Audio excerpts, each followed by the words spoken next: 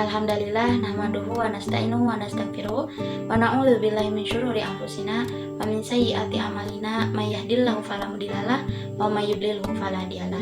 Asyhadu an la ilaha illallah wahdahu la syarikalah wa asyhadu anna Muhammadan abduhu wa rasuluhu alladzi la nabiyya ba'da amma ba'du. Halo ibu-ibu semuanya. Sebelumnya saya ingin mengucapkan terima kasih kepada ibu-ibu yang telah memberikan saya kesempatan untuk menyampaikan penyuluhan ini. Nah, sebelumnya saya akan memperkenalkan diri terlebih dahulu. Nama saya Asri Libasul Ilmi Nur Hasanah dan sekarang saya kuliah di jurusan Bimbingan Konseling Islam semester 5. Dan insya Allah pada hari ini saya akan menyampaikan penyuluhan kepada ibu-ibu semuanya dengan topik yaitu tentang keluarga sakinah, cara memiliki keluarga yang sakinah, mawaddah dan warahmah. Nah, mungkin ibu-ibu semuanya sudah tidak asing ya dengan pembahasan ini gitu. Nah, yang paling awal itu saya akan menjelaskan tentang pengertiannya terlebih dahulu. Nah, makna keluarga sakinah itu yaitu berarti gabungan dari dua insan yaitu suami istri, dan ini minimalnya bisa juga ditambah dengan satu orang anak atau lebih. Nah, arti sakinah itu berasal dari bahasa Arab yaitu sakana yaskunu sukunan, yang artinya diam, tenang, dan menempati. Nah, jadi makna dari keluarga yang sakinah itu adalah keluarga yang diam di suatu tempat dalam suasana yang tenang dan berkumpul bersama, saling senang, kemudian saling suka dan penuh rasa percaya di antara kedua belah pihak itu. Nah, selanjutnya apa sih arti mawadah gitu? Kan kadang ibu-ibu juga sudah tahu gitu, intinya keluarga sakinah mawaddah warahmah itu ya keluarga yang sakinah yang baik-baik. Nah, tapi di sini kita harus tahu dulu gitu artinya. Nah, yang mawaddah itu artinya adalah cinta. Nah, cinta ini tuh cinta pada aspek fisik gitu. Nah, cinta pada kayak seperti cinta pada kecantikannya gitu, kecantikan seorang istri, terus ketampanan seorang suami, dan pada kegagahannya ataupun lain sebagainya gitu. Yang intinya mawaddah itu cinta karena fisik. Nah, kalau selanjutnya rahmah, arti rahmah di kata ini tuh adalah cinta, sama juga gitu artinya cinta, tapi cinta ini tuh lebih kepada aspek non fisik gitu. Jadi seperti misalnya menyayangi gitu, melindungi satu sama lain, apalagi suami gitu ya harus bisa melindungi keluarganya gitu, terus menjaga, saling menghormati dan juga saling menghargai gitu di antara dua belah pihak itu. Setelah pengertian, saya itu akan menyampaikan juga gitu tentang klasifikasi keluarga sakinah. Nah, klasifikasi keluarga sakinah itu ada 5 macam, yaitu keluarga prasakinah, keluarga sakinah 1, keluarga sakinah 2, keluarga sakinah 3, dan keluarga sakinah 3+. Nah, maksudnya apa sih ya? Ada kayak keluarga sakinah 1, keluarga sakinah 2. Nah, di sini saya juga akan menjelaskan gitu apa yang maksud dari klasifikasi keluarga sakinah yang tadi. Nah, yang pertama itu tadi kan ada keluarga prasakinah. Nah, itu tuh adalah keluarga yang pernikahannya tidak dicatat di KUA dan juga aspek spiritual dan materialnya itu masih rendah gitu. Yang kedua itu tadi kan ada keluarga sakinah 1. Nah, keluarga sakinah 1 itu maksudnya pernikahannya itu sudah dicatat di KUA gitu, sudah tercatat di KUA, tapi aspek spiritualnya dan materialnya itu masih tetap rendah gitu. Kalau yang keluarga sakinah 2 itu adalah pernikahannya sudah dicatat di KUA dan kemudian aspek spiritual dan materialnya itu udah tinggi gitu, sudah mulai, bukan tinggi sih, sudah mulai mending gitu, sudah mulai adalah peningkatan gitu dari aspek spiritual dan materialnya gitu. Nah, kalau yang keempat itu kan ada keluarga sakinah 3. Nah, yang keluarga sakinah 3 itu maksudnya pernikahannya itu udah dicatat di KUA, terus aspek spiritual dan materialnya itu sudah tinggi gitu, sudah mulai meninggi gitu, sudah tinggi. Nah, yang terakhir itu tadi klasifikasi ada keluarga sakinah 3+. Nah, apa sih jadi ditambah plus gitu? Nah, berarti otomatis sama ya, sama kayak yang 3 tadi, yaitu keluarga sakinah 3+ itu pernikahannya sudah dicatat di KUA, aspek material dan spiritualnya juga sudah tinggi gitu, sama kayak yang tadi yang 3 aja. Nah, ditambah lagi karena mungkin ada kata plusnya, yaitu sudah bisa jadi si keluarga ini tuh sudah bisa dijadikan suri teladan gitu bagi tetangga dan masyarakat sekitar gitu yang dekat dengan keluarga itu gitu. Jadi tingkatan yang terakhir ini tingkatan yang paling tinggi gitu di keluarga sakinah itu, karena sudah bisa menjadikan teladan gitu, menjadikan contoh gitu untuk keluarga yang lain, bagaimana gitu jadi keluarga yang sakinah itu seperti apa.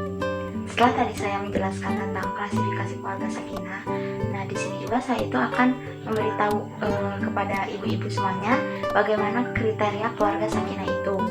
Nah, dalam buku karya Asman MAG ada beberapa kriteria keluarga sakinah, yaitu yang pertama, memiliki niat dalam membina rumah tangga dengan baik. Dan yang kedua itu memegang prinsip pernikahan. Selanjutnya yang ketiga itu menjalankan hak dan kewajiban dari setiap pasangan. Nah, kemudian yang keempat itu selalu mengingatkan untuk beribadah kepada Allah. Yang kelima itu menjadikan tempat tinggal yang nyaman, tentram, dan harmonis. Nah, ini yang terakhir ini tuh yang paling inti gitu dari keluarga sakinah itu, karena harus menjadikan tempat tinggal kita itu nyaman gitu, nyaman bagi suami istri, nyaman juga bagi anak-anaknya gitu. Setelah itu ada juga yang akan saya sampaikan itu tentang 5 kunci keluarga sakinah. Nah, 5 kunci keluarga sakinah itu yang pertama, saling mencintai karena Allah Subhanahu wa taala. Jadi bukan cinta karena dilakukan melihat fisik atau harta gitu, tapi perasaan cinta kita itu antara suami dan istri itu harus tumbuh atas dasar cinta karena Allah gitu. Bukan semata-mata karena melihat dia cantik, dia tampan, jadinya saya cinta gitu. Itu berarti bukan cinta karena Allah Subhanahu wa taala. Nah, didasarkan dan cintanya itu harus didasarkan dengan ketulusan beribadah bersama. Kedua itu mensyukuri apapun yang diberikan oleh Allah. Nah, kunci keluarga sakinah yang kedua ini tuh kan kalau sudah bersuami istri berarti kita bukan tanggung jawab orang tua lagi ya. Maksudnya ibu-ibu juga punya tanggung jawab sendiri gitu kalau misalnya punya anak gitu. Nah, jadi apapun yang diberikan oleh Allah setelah kita berumah tangga, mau itu diberikan harta berlimpah ataupun harta yang secukupnya dari Allah, kita harus bersyukur gitu, karena itu sudah ditakdirkan oleh Allah gitu. Kunci ketiga itu menjalin komunikasi dengan rutin gitu. Jadi antara suami istri itu harus memiliki komunikasi yang sering, mau itu di rumah atau lagi di luar gitu kan. Kalau di luar bisa gitu lewat telepon atau lewat SMS gitu. Ketika keluarga dapat harmonis itu, yaitu dia dapat menjalin komunikasi dengan baik gitu antara keduanya. Nah, kita juga harus tahu ibu-ibu 70% aktivitas rumah tangga itu yang dilakukan oleh pasangan suami istri adalah ya saling bicara gitu, saling komunikasi. Selanjutnya yang keempat itu adalah sadar dengan tugas dan kewajiban masing-masing gitu. Jadi ya ini poin yang penting juga ya, karena kita sebagai suami istri harus sadar gitu dengan tugas dan kewajibannya masing-masing seperti apa. Nah, yang terakhir itu yang kelima kunci keluarga sakinah adalah saling percaya dan menahan ego. Nah, ibu-ibu itu kan sudah berkeluarga. Nah, kalian itu bukan seorang remaja lagi gitu, bukan seorang anak-anak atau seorang remaja yang masih puber gitu. Jadi egonya itu harus terkontrol gitu. Ego di antara suami istri itu harus bisa kita kontrol gitu. Nah, pasangan itu hendaknya dapat berpikir dengan kepala dingin ketika akan menyelesaikan atau menemukan suatu konflik gitu. Ketika akan menyelesaikan masalah. Kemudian selain itu juga pasangan suami istri itu harus saling percaya satu sama lain dan meminimalisir rasa curiga satu sama lain gitu. Yang selanjutnya itu tujuan, sasaran, dan gerakan keluarga sakinah. Nah, tujuan keluarga sakinah itu apa sih? Nah, di sini tuh ada dua macam gitu, yaitu tujuan umum dan khusus. Nah, kalau yang umum itu tujuannya untuk meningkatkan kualitas sumber daya manusia dengan keimanan, ketakwaan, dan akhlak mulia.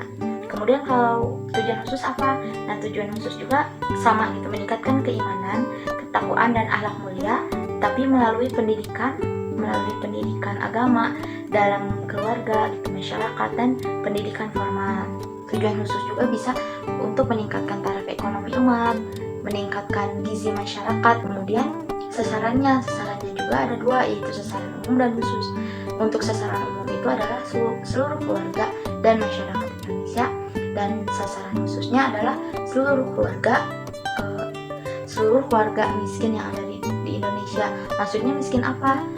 Bukan hanya miskin harta aja, tapi miskin ilmu dan juga miskin akhlak. Karena dengan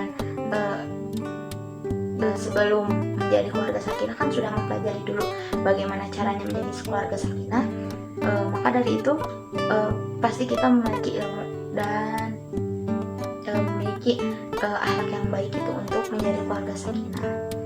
Mungkin cukup sekian ya ibu-ibu pembahasan penyuluhan dari saya.